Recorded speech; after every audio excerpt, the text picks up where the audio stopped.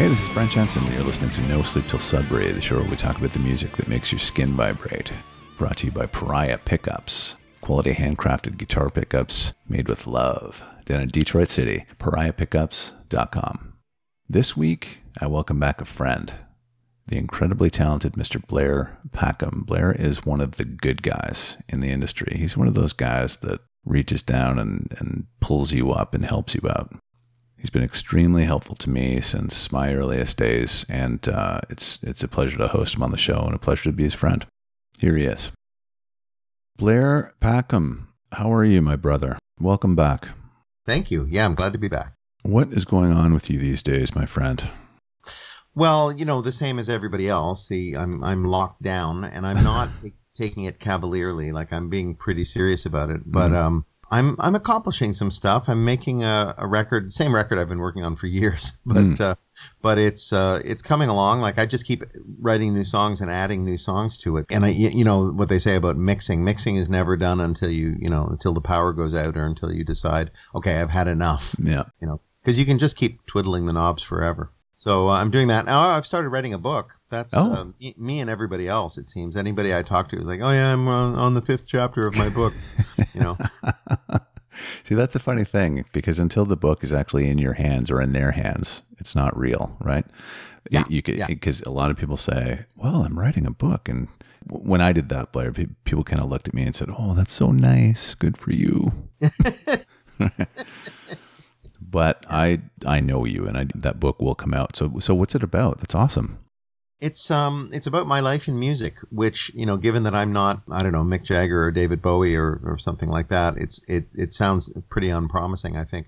But I'm a good storyteller, and I have a bunch of stories. I just started thinking about it a while back, and I thought, oh my God, I tell this story all the time. Like, for instance, the story about how I came to play piano with Rick Danko of the band at 2 different gigs, and just how it happened and what happened and what it felt like. And I thought, that's a good story, you know, and most people can't tell that story. And also for me, there's the element of, you know, our mutual friend Rick Emmett, for instance. If he told a story like that, we'd be like, well, yeah, you're Rick Emmett, you know. But for me, it's like, well, yeah, but I'm Blair Packham. What am I doing playing with Rick Danko, you know? So there's an element of that. There's a story about me meeting B.B. King when I was 12 and the advice that he gave me. Wow. You know, stuff like that. Meeting David Bowie, comforting Duran Duran. That's an interesting one. Yeah, but these are all like weird little, they're little short little vignettes, you know. I mean, there's not, you know, but what interweaves in between all of these stories is my love of and subsequent life in music. How really, you know, this kid taking guitar lessons. I mean, I don't have any illusions that my career has been remarkable, but what's remarkable to me is that I'm still doing it, and I'm still making a living doing it, you know, and I've built a life doing it, and I'm kind of amazed. So I figured I'd share that amazement. Well, you are a humble chap, sir, because the Jitters did very well, and we remember them very fondly. Well, I'll tell you that. Kind. No, it's true. You and I were talking about this. Sean Barrett, a friend of mine that you're going to be working with actually on his book, which is really cool. Yes. A book about guitars and what it was like, you know, to own your first guitar. You know, you made his day.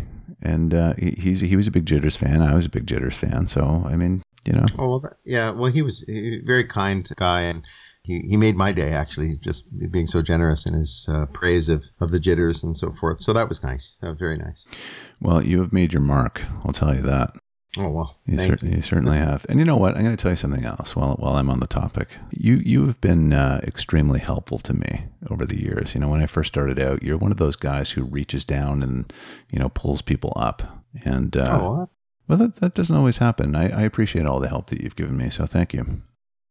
Well, you're very welcome. I was saying to Sean Barrett, actually, about that. I said, I think I'm what Malcolm Gladwell calls a connector. You are.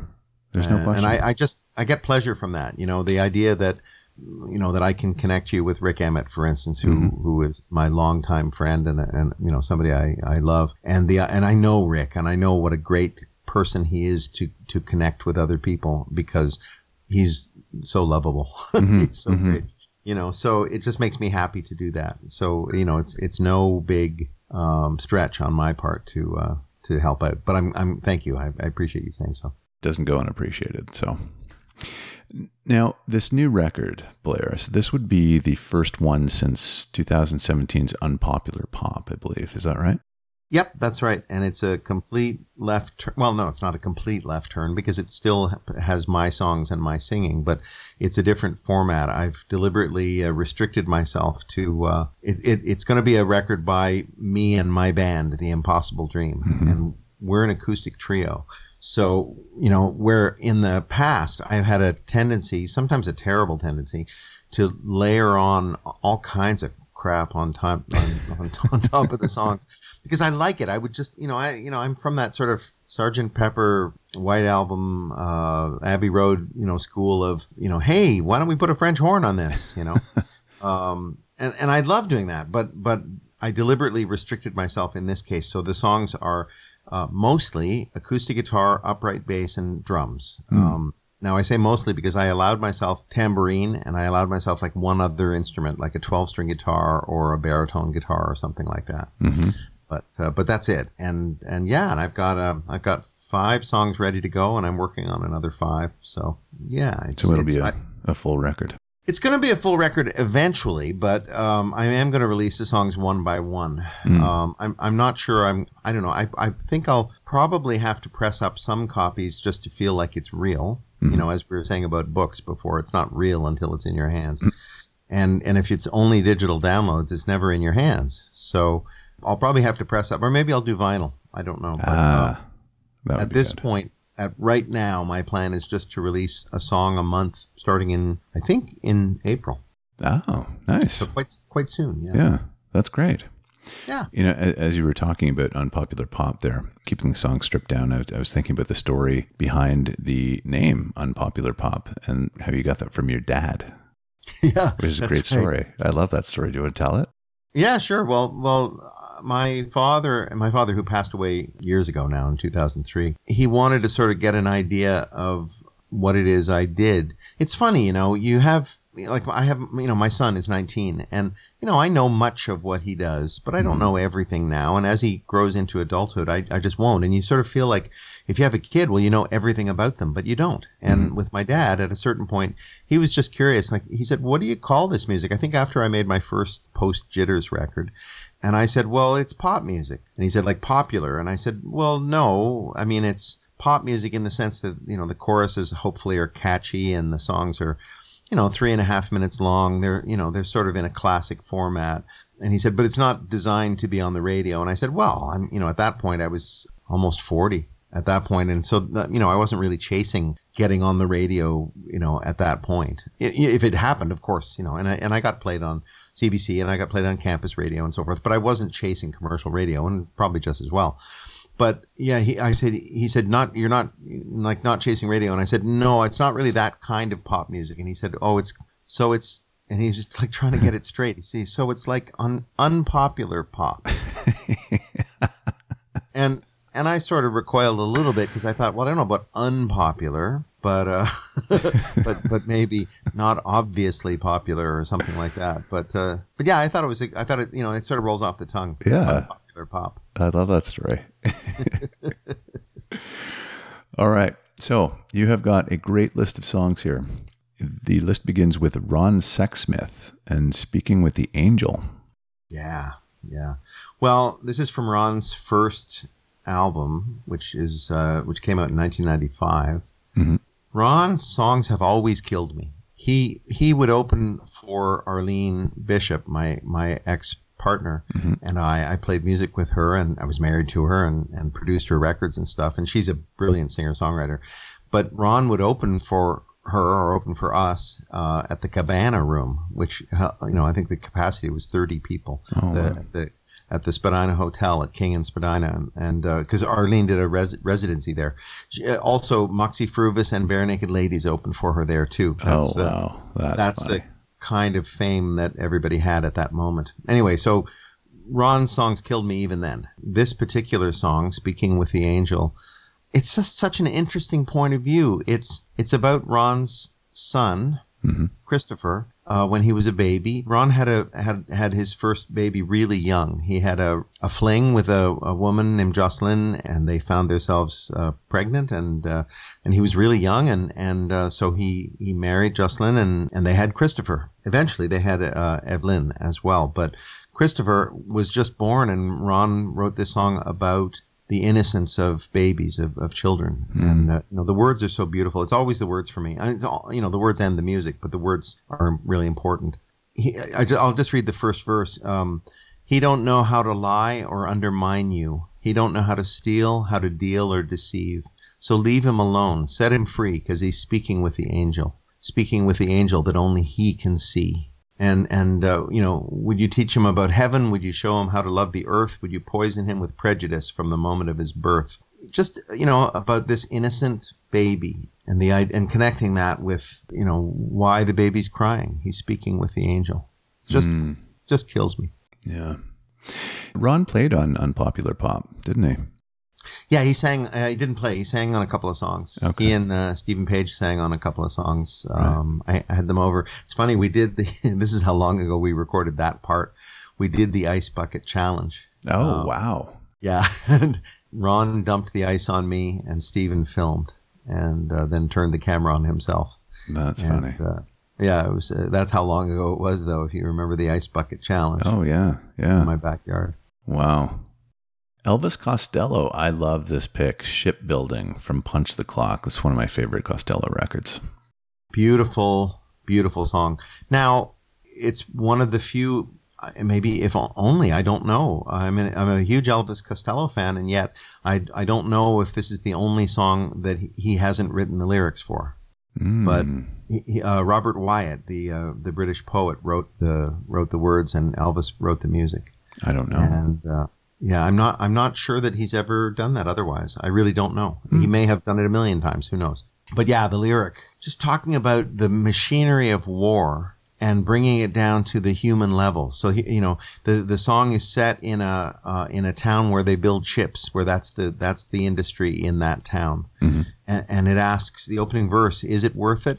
A new winter coat and shoes for the wife, and a bicycle on the boy's birthday. It's just a rumor that was spread around town by the women and children. Soon we'll be shipbuilding. Shipyards are going to be open up again because of the impending war. And in this case, it was the Falklands War.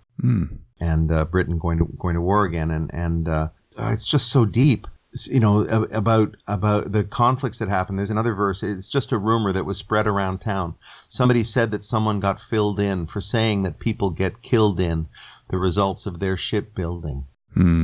Just the idea that, yeah, we're building ships, for our country to win this war, but people are going to die. Yeah. Like people on our side are going to die as well. Yeah. Again, a really moving song. And finally, the line that kills me the most is this: with all the will in the world, diving for dear life when we could be diving for pearls.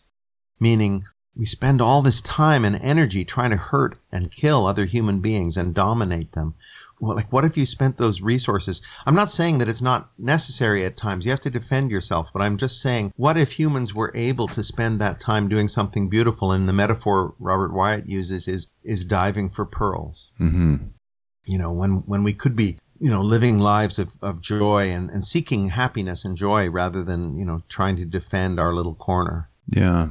So anyway, it's always been a very moving song for me, and I always think of it anytime the war machine starts gearing up again. Yeah, yeah. As you were talking about that, I was thinking about Sting growing up in a shipbuilding town. I don't remember the name of it, but I'm wondering if it was maybe the same one, because that was the industry, and Sting talked a lot about the dark cloud that hung over the town as a result, and that was why he became Sting, was to get out of that town. Yeah, he was from Newcastle, I think. I think it is a shipbuilding town. Mm-hmm. So yeah, it's double-edged, I suppose. Yeah, think about lyrics. Oliver's Army is a similar thing. Yes, yeah. Great lyrics, brave lyrics. Yeah, brave lyrics, exactly.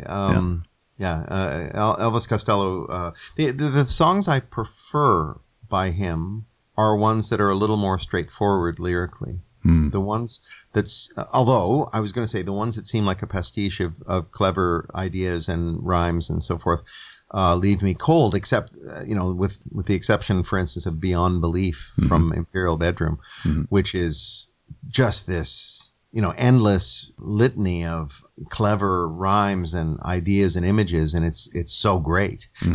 Yeah. Yeah. So. Yeah, I like that stuff. I mean, like even watching The Detectives is kind of like sly and kind of funny. But I know what you mean. Yeah. Yeah. Tom Petty, Dreamville from The Last DJ. Okay, so this period in my life, I think given, the pandemic, we all have a lot of time to reflect. And some people are choosing to reflect. Some people it's driving them crazy having to reflect. They don't want to. Some people are, I'm not the only person writing a book. Let's put it that way. There's so many people writing books because they're reflecting on their lives and their existence. They're writing songs, they're writing poetry. People are being more creative, arguably, than ever.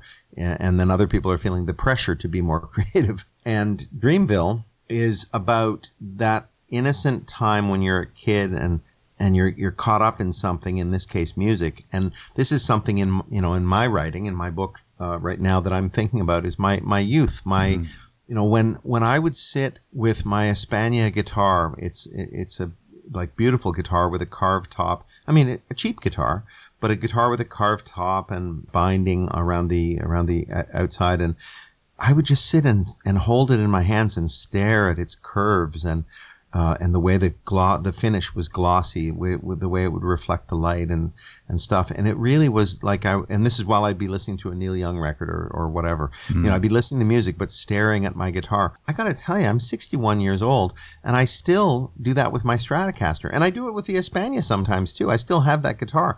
So I'll be lying around listening to music and I'll be like just holding the guitar and staring at its beautiful curves and the way it was so beautifully made. And Dreamville is like that. Tom Petty says, going down to Lillian's music store to buy a black diamond string. Gonna wind it up on my guitar, gonna make that silver sing. And so I don't know Lillian's music store. It doesn't matter. That's like anybody's music store. It's a mom and pop store. It's not Guitar Center. It's not, and no disrespect to Long and McQuaid, but it's not Long and McQuaid. It's like it's a mom and pop store. To buy a black diamond string. Black Diamond was a brand of strings that I haven't seen them in 30 years. But it was a brand of string that I bought for my guitars, Black Diamond. Oh, and that's cool. Yeah, and so as soon as he says those things, I'm like, dude, I'm with you. I get it, And then going to wind it up on my guitar, like it's so exciting. You're like, I would ride my bike, to the music store and like get new strings and put them on my guitar, and I just knew this was going to be it. Like when I got home and put them on, like it was going to sound so great, and I was so excited. Yeah. And he says, like it was Dreamville a long time ago, a million miles away. All the trees were green in Dreamville. And it's just this dream-like song that transports me to my own childhood and my own roots of loving music. Nostalgia. Yeah, nostalgia. But also it continues, as I say, Like for me, like I still sit with I've got a seafoam green Stratocaster. It's like a 1950s car in the way the curves go and the finish and I don't know, it's just everything about it is so space age in the 1950s sense. Yeah. And, No, I do the same thing. I've got my guitars up on the wall and I've got a cream colored Strat, and I find myself staring at it just because it's such a beautiful thing to look at, The industrial design that went into the Stratocaster it's just so beautiful. It's so curvy. It's so curvaceous. It's, as I say, space age and the color of mine, because it's this seafoam color, it's really a little outlandish. And so it reminds me of like, a beautiful Cadillac from the late 50s. Right. And there's just, you expect it to have fins on it or something. It's funny, the Telecaster, which was the Stratocaster's predecessor, it's much more of a workmanlike guitar. Yes, it is. Yeah. And the Strat is sexy, and you know it's got all these curves, and I don't know, there's something, and you know it's funny, I say sexy, and yet when I first fell in love with the Stratocaster, I didn't know what sex was, so it was you know, it was more like the guitar just spoke to me somehow in a primal kind of way. Yeah, that's a special thing in itself, really. Yeah.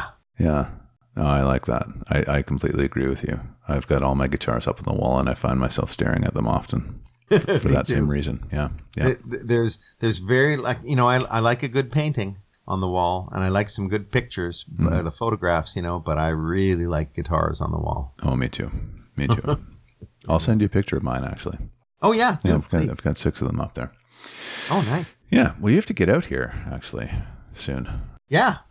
Someday soon with a mask. Yeah. Well, hopefully this will be over by summertime, late summer, and we can get something going. I've had one vaccine. Oh, you've got your first shot. Good. Yeah, I got my first shot. So good. Someday soon. Good. I'll have my second. Good. Very good. Crowded House, sir. I feel possessed. Yeah. Crowded House were so important to me. They represented, I mean, the Jitters didn't sound anything like Crowded House, but in terms of the humor and the pop sensibility of the band, but pop sensibility with lyrical depth, they really meant a lot to me. I got to know, well, much later, I got to know Nick Seymour, the bass player, a bit. He and I would say we're friends. I mean, I've stayed at his house in Ireland, nice. But we don't hang out because he's in Ireland. But you know, we converse on the internet, so forth. And Neil Finn and I crossed paths a few times as well, and that was, you know, always very exciting for me. This particular song, I had gone to England for a promo tour for the Jitters. We had done a tour supporting Heart. Wow. The band Heart. Yeah. Oh, I saw that poster in your house, actually. Yeah. Yeah. We did a tour. We ended up 3 nights at Wembley Arena, and it was really something, and we had a great time. And then shortly after that, the band had a couple of weeks off, or a week off maybe. And anyway, I went to England to do a promo tour for the next single. The label Parlophone, you may have heard of them. Yeah. They were the Beatles label. Yeah, they had me come over, and I went to a record company convention and so forth. Some interviews and visited retail and stuff like that. You know, sort of standard non-gigging promo tour sort of stuff. And and then I was given access to the Parlophone CD locker, which at that time CDs were so valuable that they kept them in a locker, like a vault in the office, and it was locked so that people wouldn't just go help themselves. But for me, the visiting artist from North America, from Canada, they said, pick out some CDs. And so I did. You know, I didn't want to be greedy, so I think I got 4 or 5 CDs. Then my label person, her name was Jilly Marsh.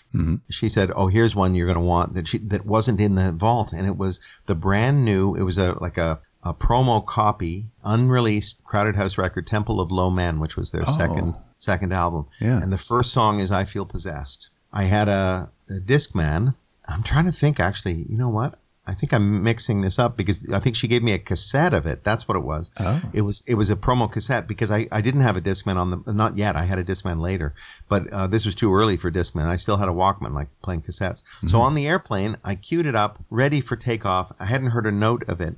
And so flying out of England to go back to Toronto, I pressed play, and then I Feel Possessed started. And the timing was so great because just when the song sort of kicks into its big part, or I'll bring the house down, I hardly know, and the band sort of kicks in, is when the plane took off into the air. Oh, perfect. And it was just so, and I will never forget it, you know, and it's such a beautiful song. I have no idea what it means really, but it's about domestic disharmony, maybe. I'm not really sure. I really don't know, but the words are they're still beautiful and poetic.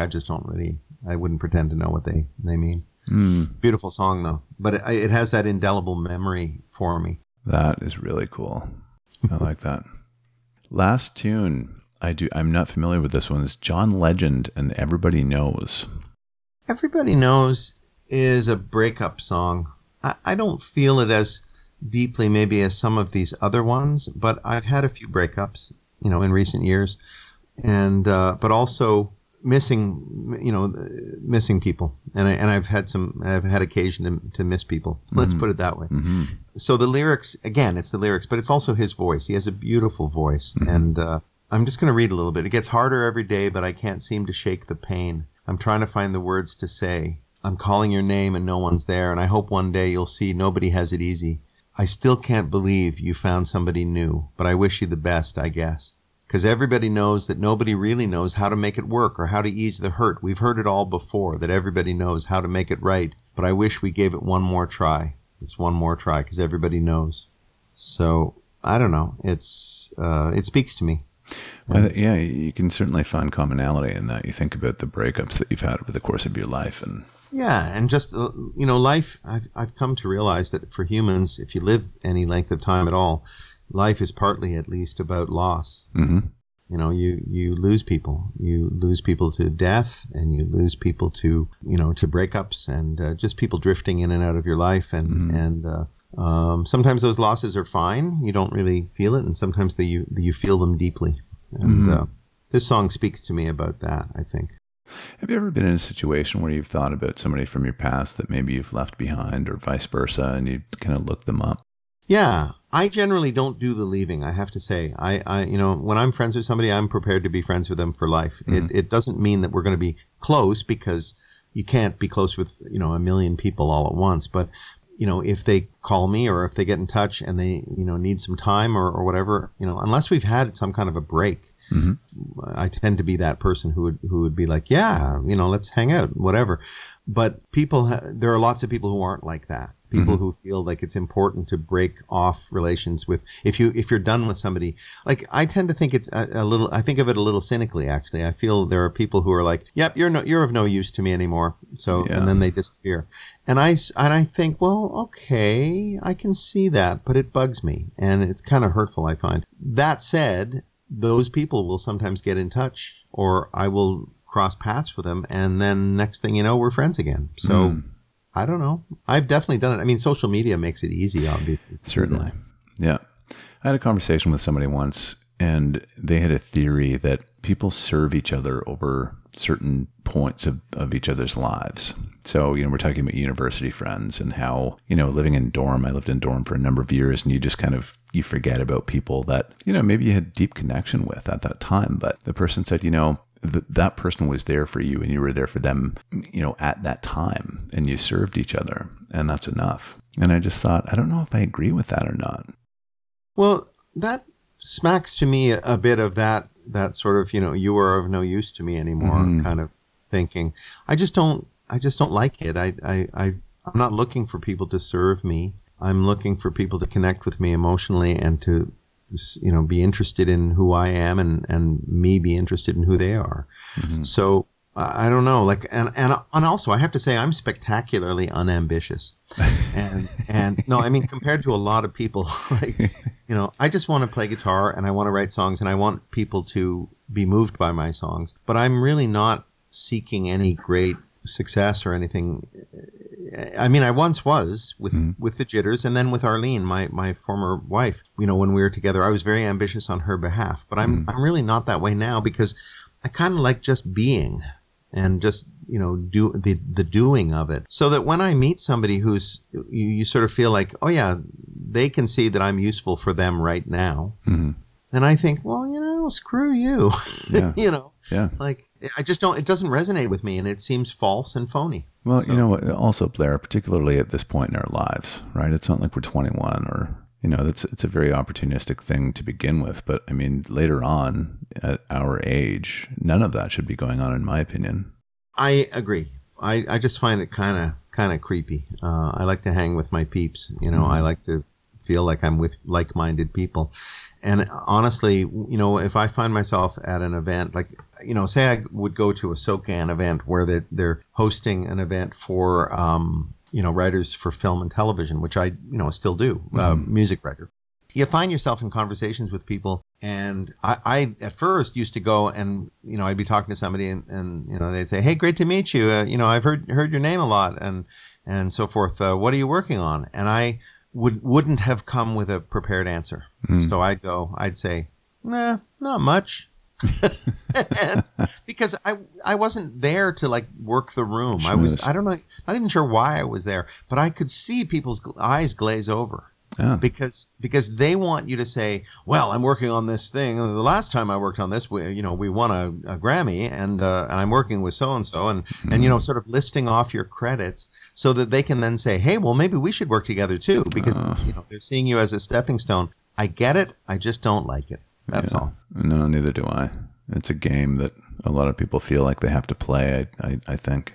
And I'm not sure why. Like, I'm trying to actually get rid of my physical possessions. I'm not trying to acquire more. I don't understand, the materialism. I'm not saying I'm a saint or anything like that. Not at all. And I'm not saying I'm better than them. I'm just saying that I don't understand it. I really don't understand it. I mean, I drive a Kia and I like it. I really have no need to drive a Lamborghini or even a BMW or a Mercedes. I don't really. I mean, if it's demonstrably a better car and it'll keep me safer and it'll be a more enjoyable ride, sure, I can understand that. But as a status symbol, I don't really care. Yeah. I don't know. That's wisdom. Oh, I guess I am a saint. You are. Yeah, I can't help it. I'm just too good for this world. See, that's what people are saying about you. Sean Brett. Finally, they realize.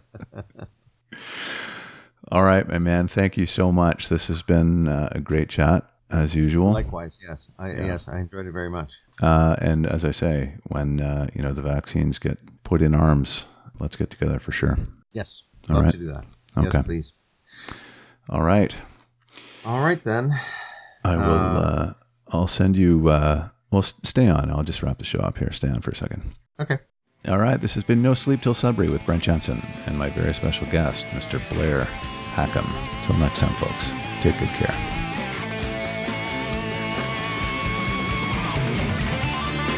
Brent Jensen is the best-selling author of No Sleep Till Sudbury, Leftover People, and All My Favorite People Are Broken. All titles available in stores and on Amazon worldwide.